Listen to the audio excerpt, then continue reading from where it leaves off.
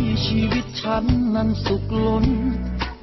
วันที่มีเพื่อนมากจนนับไม่ไหว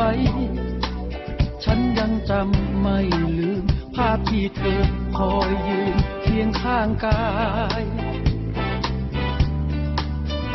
และในวันที่ฉันพลั้งพลาดหกล้มวันที่เหนื่อยจนฉันยืนแทบไม่ไหวฉันยังจำไม่ลืมภาพที่เธอคอยยืนเป็นห่วงใยยังจำสายตาที่เคยเฝ้ามองยังจำมือที่เคยประคองยังจำคำทุกคำที่เธอพูดได้ไม่ว่าวันเวลาจะผ่านพ้นเท่าไรก็ไม่มีวันลบเลือนจากใจเพื่อนก็ยังคือเพื่อนฉันมีเธอเป็นเหมือนพลังอันยิ่งใหญ่ที่ไม่เคยทอดทิ้งถึงแม้จะต้องพบกับสิ่งใด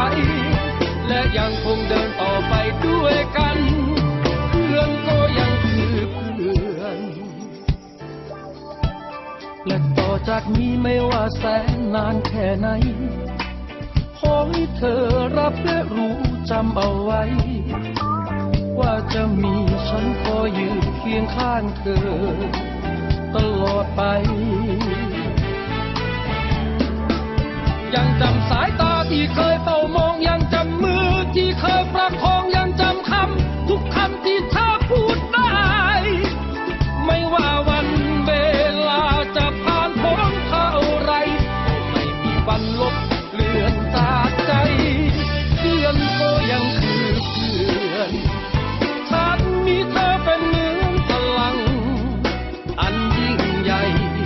ที่ไม่เคยทอดทิ้งถึงแม้จะต้องพบกับสิ่งใดและยังคงเดินต่อไปด้วย